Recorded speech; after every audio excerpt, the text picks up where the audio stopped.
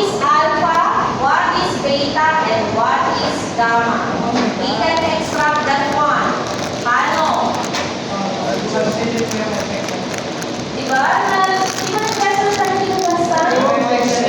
Which is this. How you get that one? Ang gamma, arc cosine, FA over F kuya. Do you know FA? Yes. What is your FA? 37.50. So, we will solve for gamma. Okay, so natin gamma. Then, nabuhay ko lang kung 1 point ha. How about alpha? Paano pag alpha? O, alpha muna. Alpha is equal to arc cosine fx over f. Okay, so that is arc cosine. What is fx?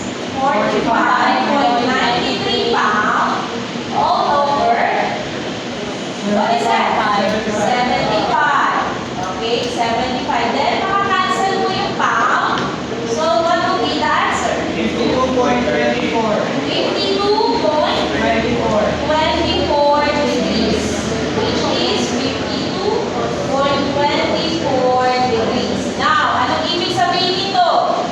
Pag yung angle is less than 90, ano po ang component ni fx? Positive. Very good. Which is positive naman. Okay? How about si beta? Sa tingin nyo, what is the value of beta?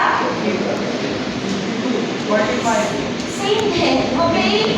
Di ba pareho lang? Yes, ma'am. Okay. So, beta po, since parehas lang sila ng value, it is 52.24 degrees. Which is 52.24 degrees. Nasundan po ba? Ganito yung formula ni beta ha? And lastly, si gamma.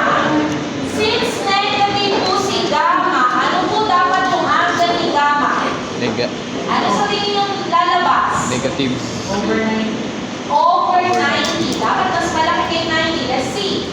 So, gamma is equal to arc cosine FZ over F. What is FZ? 37.50. You have to write the negative. Negative 37.50 over 75. Makakancel na yung pound na.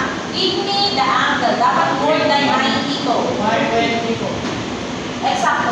120. Eksakto 120. Oo, ma'am. Kasi 120. 120. Okay? Ganun lang. Kompleto na. So, we have now the magnitude, the transverse, azimuth, alpha, beta, gamma. We're done. Okay? Any questions?